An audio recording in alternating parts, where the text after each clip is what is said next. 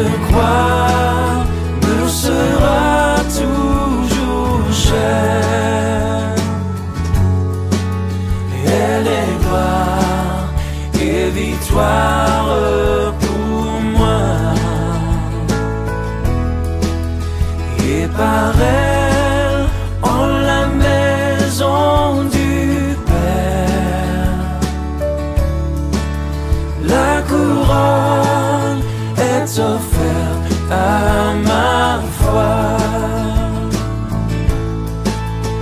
Et par elle, en la maison du Père, la couronne est offerte à ma foi.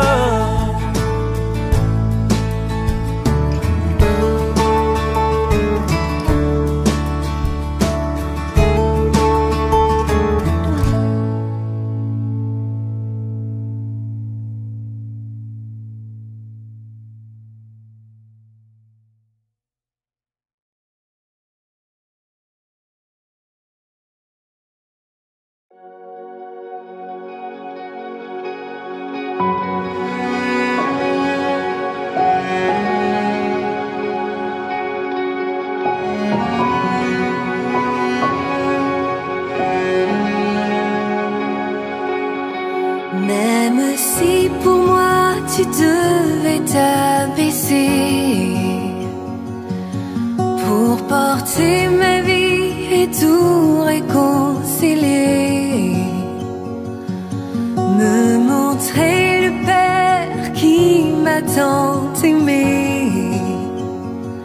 je sais que pour moi tu l'as fait. Je sais que pour moi tu l'as fait. Même si tu devais quitter toute gloire, venir t'incarner, épouser notre histoire, au cœur de chaque homme déposer l'espoir. Je sais que pour moi tu l'as fait. Je sais que pour moi tu l'as fait. Car mon Dieu tient toujours ses promesses, me couvrant de tendresse. Voici quel est mon Dieu. Car il fait toutes choses nouvelles, sa grâce est éternelle. Il a ouvert les cieux, voici quel est mon Dieu.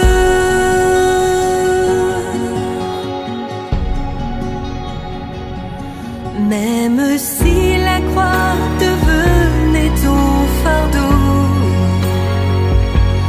le poids de ce monde l'oublie dans le tombeau, pour essuyer toute larmes et tout sanglot. Je sais que pour moi tu l'as fait. Je sais que pour moi tu l'as fait. Car mon Dieu tient toujours ses promesses, me couvrant de tendresse. Voici quel est mon Dieu. Car il fait toutes choses nouvelles, sa grâce est éternelle. Il a ouvert les cieux, voici quel est mon Dieu.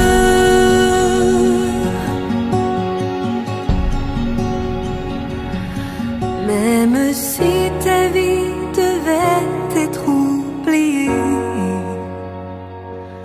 en prenant la place du serviteur caché, pour que je revive en ta fidélité, sais que pour moi tu l'as fait.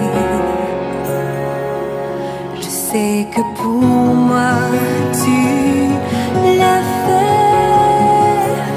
Car mon Dieu tient toujours ses promesses, me couvrant de tendresse. Voici quel est mon Dieu, car il fait toutes choses nouvelles. Sa grâce est éternelle, il a ouvert les cieux. Voici quel est mon Dieu.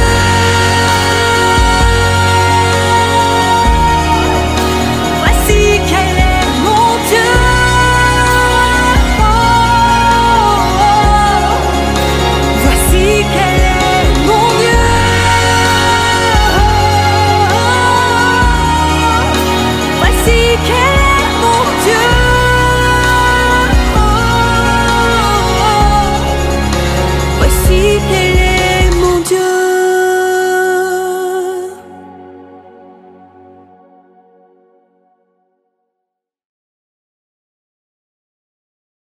Il règne de son saint lieu.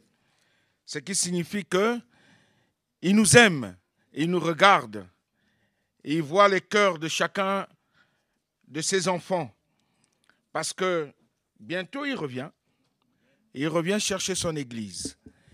Bientôt Jésus revient, il revient chercher ceux qui sont à lui. Alors ma première question ce matin est, est-ce que je suis prêt? Si Jésus arrivait maintenant pour prendre son église, est-ce que je suis prêt? Est-ce que nous sommes prêts à partir avec Jésus? Ou bien, est-ce que nous resterons et nous nous regarderons dans les yeux et dirons, ah, nous avons loupé le coche. Plusieurs personnes se préparent pour tout et rien. Même pour se laver, nous nous préparons pour. On prend le savon, la serviette, et tout. On se prépare même pour se laver. Mais pour le retour du Seigneur Jésus, combien se prépare-t-il pour sa venue future? Combien? Tout dans ce monde actuellement nous témoigne que Jésus revient bientôt. Tout. Tout est en train de témoigner de la venue prochaine de notre Seigneur et Sauveur Jésus-Christ. Mais est-ce que nous sommes prêts pour son retour? Dans l'Évangile selon Matthieu au chapitre 24 et au verset 44, il est dit, c'est Jésus qui parle. C'est pourquoi vous aussi, tenez-vous prêts. Tenez-vous prêts, car le Fils de l'homme viendra à l'heure où vous n'y penserez pas. Prions le Seigneur avant d'aller plus loin. Nous te bénissons, Père Céleste, encore ce matin, parce que tu désires que nous puissions, Seigneur mon Dieu, saisir ta parole dans notre cœur afin de ne point pécher contre toi. Nous voulons que le Saint-Esprit lui-même nous enseigne encore ce matin. Enseigne-nous, Esprit de Dieu. Parce qu'on a besoin de toi. Nous avons besoin d'être prêts. Parce qu'un jour, tu reviens, ô Jésus, prendre ceux qui sont à toi. Aide-nous donc, Seigneur, à serrer ta parole et la mettre en pratique, afin d'être de véritables enfants de Dieu, de véritables disciples qui te servent en esprit et en vérité. Saint-Esprit, conduis-nous encore ce matin. Au nom de Jésus. Amen. Je vais vite parce que je n'ai pas assez de temps. Jésus ne dit pas, préparez-vous, je reviens bientôt, préparez-vous. Mais il dit clairement, soyez déjà prêts. Vous aussi, tenez-vous prêts. On doit être prêt à chaque instant de chaque jour. Prêt à ce que, lorsque nous entendrons le son de la trompette, nous puissions aussi partir. se tenir prêt à ce que notre Seigneur puisse nous recevoir dans les lieux célestes, avec lui, pour les noces de l'agneau. Les préparatifs demandent du temps, du travail. Nous nous préparons pour tout. Si Jésus revient durant nos préparatifs, nous resterons sur la terre et nous serons avec le diable. Être prêt, c'est un état. Demeurer toujours prêt. Si Jésus revenait maintenant, est-ce que tu es prêt? Est-ce que tu es prête? À ce moment même, je dois être fin prêt pour son retour. C'est un devoir et une possibilité à la portée de chacun de nous. Tous, nous avons reçu Jésus ici présent, à moins qu'il y en ait qui n'ont pas encore accepté Jésus-Christ comme leur Seigneur et Sauveur personnel. Mais nous avons accepté Jésus comme notre Seigneur et Sauveur personnel. Cela signifie que tout en nous doit dépendre que de lui seul et rien que de lui. Jésus illustre cette vérité dans Matthieu chapitre 25, versets 1 à 13. Vous pourrez lire à la maison, je vais vite, qui parle de la parabole des 10 vierges. Il y a 5 folles et il y a 5 sages. Et ces 10 vierges ces 10 filles ont l'honneur et le privilège d'être invitées à un célèbre mariage. Le marié leur a envoyé une invitation spéciale. Il les connaissait et il les aimait et il souhaitait partager son bonheur avec elles. Le marié ici représente Jésus et les invités sont les chrétiens. Tous les enfants de Dieu nés de nouveau sont invités aux noces de l'agneau. Tous. Mais nous ne savons ni l'heure, ni le jour. Voilà pourquoi Jésus attire notre attention afin que personne ne manque ce glorieux rendez-vous lorsque Jésus reviendra sur les nuées prendre ceux qui l'attendent, ceux qui sont toujours prêts.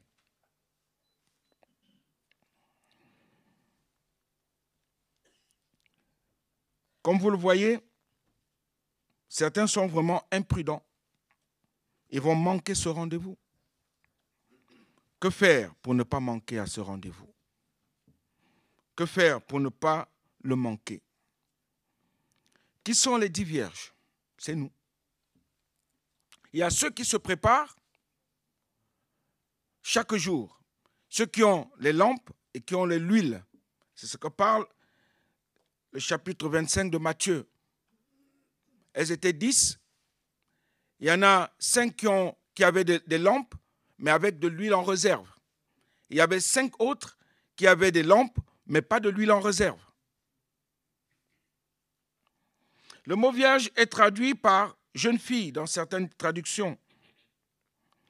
Folle est traduit dans d'autres traductions insensée. Insensée. C'est-à-dire des chrétiens manquant de bon sens. Des chrétiens manquant de bon sens. Sage est traduit par avisé dans une version. Des personnes prudentes, averties, vigilantes, selon la parole de Dieu. Nul n'est intelligent, nous dit la parole de Dieu, et parce que nul ne cherche Dieu. Certaines personnes pensent que la folie, c'est faire de grosses bêtises. Mais la folie, selon la Bible, selon la parole de Dieu, c'est de ne pas chercher Dieu, de ne pas chercher sa volonté, de ne pas chercher sa pensée pour nous. La folie, c'est de ne pas se nourrir, c'est de ne pas nourrir son âme par la parole de Dieu. La folie, c'est de ne pas prendre le temps chaque jour pour rencontrer le Seigneur dans la prière. C'est ça la folie. Est-ce que nous prions assez? Est-ce que nous recherchons la face de Dieu chaque jour, qui que nous soyons? Que nous ayons des années ou des mois ou des semaines de conversion. Est-ce que nous avons le désir, l'envie de Dieu chaque jour dans nos vies? Quelles sont nos préoccupations? Ou qu'est-ce qui nous empêche de pouvoir réellement entrer dans la présence de Dieu chaque jour? La question que nous pourrons aussi nous poser ce matin est: que pense Dieu de moi? Et vous pourrez vous poser cette question. Seigneur, que penses-tu de moi, de ma vie et de ma conduite?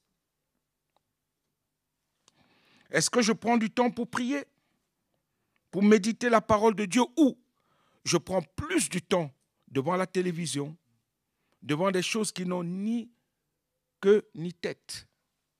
Ou je prends du temps à mentir ou à voler ou à murmurer ou à critiquer ou à jalouser ou à faire toutes ces choses qui ne glorifient pas Dieu? La lampe est la réserve d'huile. La lampe, c'est bien la parole de Dieu qui est une lampe pour nous, qui nous éclaire et qui éclaire nos cœurs et nos pensées chaque jour. Avoir la conscience, avoir la connaissance de son retour, connaître la parole de Dieu est insuffisant. Ta parole est une lampe à mes pieds, une lumière sur mon sentier, nous dit le psaume 119, verset 105. La parole de Dieu est une lampe et surtout une lumière qui nous éclaire à ce que nous comprenions ces choses. Jésus revient bientôt. Est-ce que nous sommes prêts? Est-ce que l'Église est prête? Est-ce que nos enfants sont prêts? Est-ce que nos parents sont prêts? Est-ce que nous-mêmes, nous sommes prêts à partir? Est-ce que nous partirons avec lui? La question est là. Dieu attend des chrétiens engagés à 100%. Dieu ne veut pas des chrétiens à 50%. Il dit dans Apocalypse chapitre 3, si tu es tiède, je te vomirai de ma bouche. Il va trop loin, le Seigneur. Si tu es tiède, je te vomirai de ma bouche. Et toujours dans Apocalypse au chapitre 2, versets 4 et 5, il dit un fait vraiment gravissime pour un chrétien. Il dit, tu as abandonné ton premier amour. Tu as abandonné ton premier amour. Il dit, souviens-toi et repens-toi. Nous n'arrivons plus à nous humilier devant Dieu. Parce que nous désirons que Dieu fasse comme nous désirons qu'il fasse pour nous. Et nous ne voulons plus faire comme Dieu, lui, désire pour nous de faire, pour sa gloire. 50% ne suffit pas. Je dirais même 100, 200, 300% pour le Seigneur serait mieux pour tout un chacun de nous. Alléluia. Alléluia. Et oui, repens-toi, sinon j'ôterai le chandelier, j'ôterai la lampe, j'ôterai cette parole devant toi. Et cette parole qui t'éclaire, je l'ôterai devant toi. Et tu ne pourras plus vraiment faire comme moi je te demande de faire. Et là, tu seras livré à toi-même. Dieu nous a laissé sa parole afin que nous la mettions en pratique. Quand Dieu dit « aime ton prochain comme toi-même », c'est un fait. C'est quelque chose qui doit être fait. On doit s'aimer les uns les autres. Mais quand tu as de la haine, quand tu as du mépris, crois-tu que tu vas aller au ciel? Même si tu pries plus que tout le monde, même si tu prophétises plus que tout le monde. 1 Corinthiens nous le dit, 1 Corinthiens 13. Tu peux avoir toute la science, toute la connaissance, mais si tu n'as pas d'amour, tu es comme un airain résonnant qui résonne, qui retentit comme ça. Dieu dit, aimez-vous les uns les autres comme moi je vous ai aimé. Il dit, aime-moi de tout ton cœur, de toute ton âme, de toute ta force, de toute ta pensée. Et aime ton prochain comme toi-même. Et ça, tant que nous ne comprendrons pas cela, nous n'irons pas auprès de Dieu. Parce que Dieu est amour, mon frère, ma soeur. Dieu nous aime. Et il désire que nous nous aimions aussi les uns les autres. Comme lui, il nous a aimés. Est-ce que cet amour est en nous? Comment procurer, je vais vite, comment procurer une réserve d'huile? La grosse erreur des vierges folles, elles vont vers les sages. Elles disent, donnez-nous de votre huile. Donnez-nous de votre huile. Ce n'est pas un homme, ni même une église, ni une dénomination qui peut donner l'huile nécessaire. Il y a eu des hommes remplis de Dieu dans des temps difficiles et stériles. On peut prendre Élie ou Daniel et ses amis. Ils savaient se tenir devant Dieu en priant 3 fois par jour et même plus. Ce qu'il faut apprendre, c'est qu'il y a un prix à payer. Il y a un prix à payer pour suivre Jésus. Ils disent dans Marc 8, 34, qu'il se charge de sa croix et qu'il me suive. Est-ce que chaque jour nous nous chargeons de notre croix et suivre Jésus? Tu peux venir à l'église et avoir des pensées ailleurs. Le pasteur peut être avec toi chaque jour. Tu peux l'écouter. Il peut te pouponner même. Nous pouvons en rire. Mais si dans ta vie, tu n'as pas payé le prix, le pasteur partira et toi tu resteras.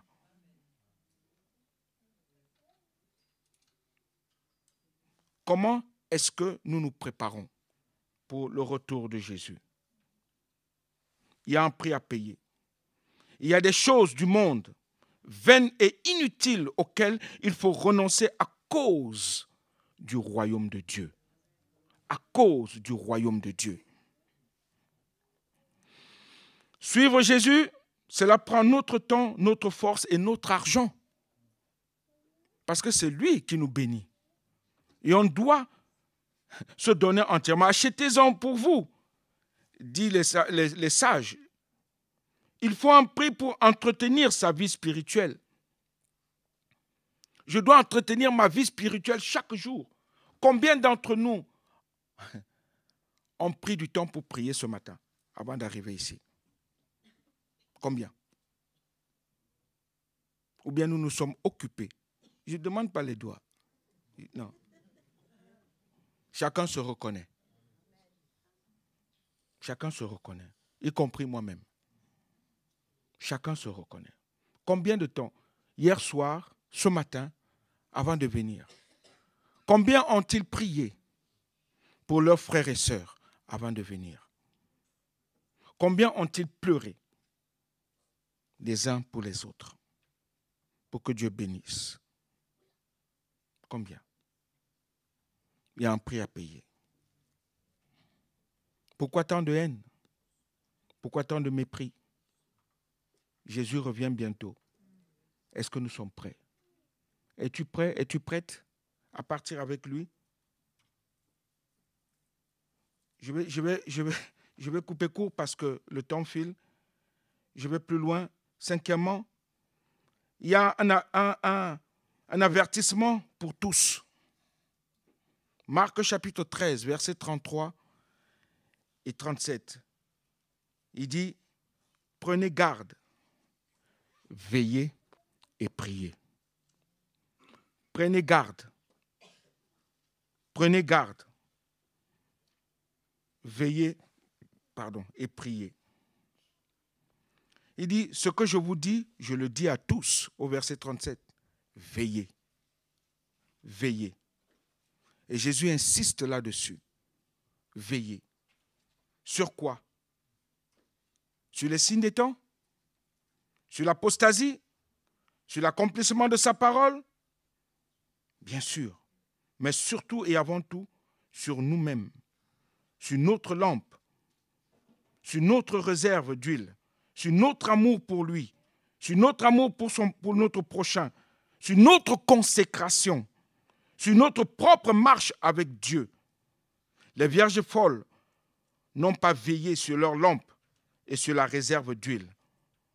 Lorsque nous nous convertissons, il y a 2 buts prévus par le Seigneur dans notre conversion. Convertir en abandonnant les idoles pour servir le Dieu vivant et vrai et pour attendre des cieux son Fils qui doit revenir. 1 Thessaloniciens chapitre 1, versets 9 et 10. Et les 2 buts de notre nouvelle vie avec Dieu, c'est le servir et attendre son retour. Si vous ne servez pas Dieu, vous aurez tendance à vous endormir. Et beaucoup dorment dans l'Église. Je vais terminer en parlant du plus grand drame à venir dans le monde. Le plus grand drame que puisse vivre une créature humaine est à venir. Ce drame, c'est entendre Jésus te dire, au moment de son retour, « Je ne vous connais pas », comme il a dit aux vierges folles. « Je ne vous connais pas ». Hélas, il n'y a pas de rattrapage. Ça n'existe pas. Et ça n'existera pas. Ou de seconde chance à ce jour-là. Nous vivons le temps de la grâce de Dieu. Donc, toute notre énergie, toute notre force doivent être employées pour nous tenir prêts pour sa venue. Sinon, c'est l'enfer qui nous attend. Notre passé n'est pas suffisant. Je termine par ça, la lampe des vierges folles brillait d'une flamme éclatante. Mais à présent, au moment de la venue du Fils, la flamme est en train de s'éteindre. Voici l'époux, mais il n'y a plus de lumière. Et pourtant, au début, ils étaient flamboyants. Frère, où est ton premier amour pour Jésus? Est-ce qu'il est encore flamboyant? On ne vit pas dans le passé. Ah, pasteur, quand tu te souviens quand je prêchais ou quand je priais? Ce n'est pas ça. Seigneur, tu vois ce que je suis aujourd'hui avec toi et j'avance avec toi. Qu'advienne que pourra, Seigneur, je te demeure fidèle comme toi tu es fidèle. Le Seigneur a tout prévu pour nous aider à être prêts pour son retour. Joël, le prophète Joël dit au chapitre 2, verset 1 et verset 28, il dit, le jour de l'Éternel vient et il est proche. Et il va plus loin, verset 28, je répandrai mon esprit sur toute chair. Et le Seigneur répand son esprit sur toute chair pour trouver un peuple qui veille et qui attend ardemment le retour de son Fils. Est-ce que nous l'attendons? Alors, chaque jour, mon frère, ma soeur, marchons en communion avec lui et les uns envers les autres. Et comme l'a demandé Jésus dans Matthieu 6, verset 23, cherchez premièrement le royaume et la justice de Dieu. Et toute autre chose vous sera donnée par-dessus tout. Prions le Seigneur avant d'aller plus loin. Nous te bénissons encore, Père Céleste, ce jour, parce que c'est toi qui reviens bientôt chercher ton Église, Jésus. Tu viens chercher, Seigneur, ceux qui demeurent fermes et qui veillent et qui prient et qui recherchent ta face chaque jour. Et ce matin, je veux lancer l'appel. Je ne vous demande pas de vous avancer. Si vous savez que vous avez besoin d'avancer avec notre Seigneur, si vous savez que votre lumière est en train de s'éteindre et vous avez besoin d'entretenir votre lumière et d'avoir de la réserve, si vous savez que vous avez besoin de Jésus-Christ chaque jour, je vous invite à vous lever dans votre place. Pendant que nous avons les têtes baissées, on va prier avec vous. Je vous demande de vous lever. Ne regardez ni à gauche ni à droite. C'est personnel. Parce que si Jésus revient maintenant, es-tu prêt à partir ou bien tu vas rester. Tu as besoin de prière. Je t'invite à te lever. Amen. Amen. Il y a quelques... Amen. Il y a des personnes. Amen, amen, Seigneur, merci. Merci. Je parle aux enfants, je parle aux ados, je parle aux jeunes, je parle aux papas, aux mamans, je parle aux jeunes gens, aux jeunes filles. Es-tu prêt? Es-tu prête? Qui que tu sois, c'est devant Dieu, ce n'est pas devant moi que tu te lèves ce matin. C'est devant Dieu, ce n'est pas devant moi. Père, je prie pour tous ceux qui se sont levés. Que tu leur accordes, Seigneur, cette grâce de pouvoir, Seigneur mon Dieu, maintenir cette flamme, de rechercher ta face chaque instant de chaque jour, de méditer ta parole. Je crois à ton pardon. Je crois que tu es bon envers tout un chacun de nous. Alors, Seigneur, souviens-toi d'eux et fais-leur grâce, Père, qu'ils puissent te demeurer fidèles comme toi tu es fidèle, sans regarder à gauche ni à droite, mais marchant et vivant en toi, par toi et pour toi seul, par ton Esprit Saint, au nom de Jésus-Christ. Amen. Amen. Merci Seigneur.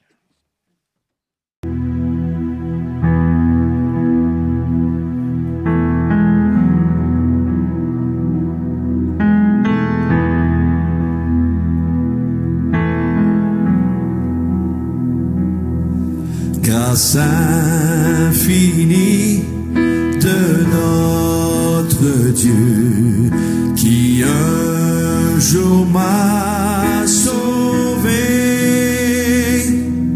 J'allais errant de lieu en lieu quand il m'a retrouvé.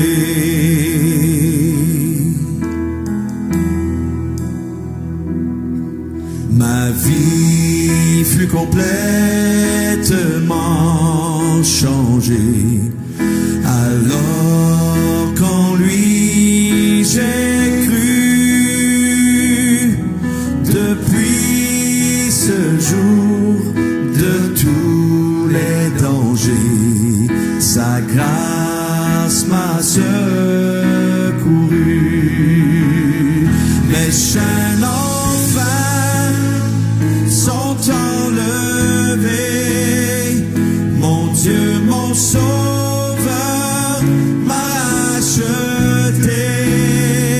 de son pardon, il m'envahit, amour divin, grâce infinie.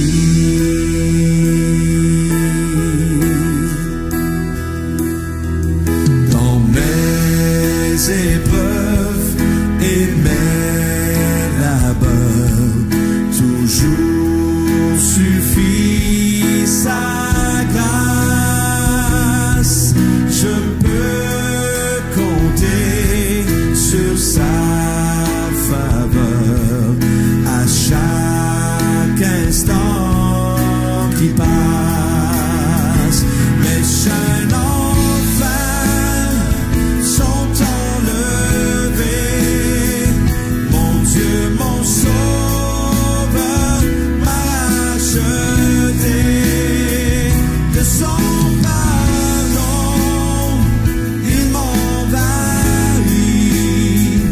amour divin, grâce infinie.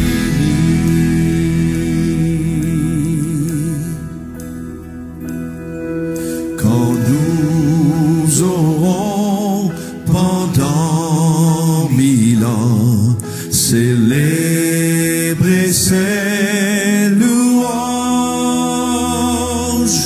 nous pourrons comme au commencement lui offrir nos hommages, lui offrir nos hommages, lui offrir nos hommages.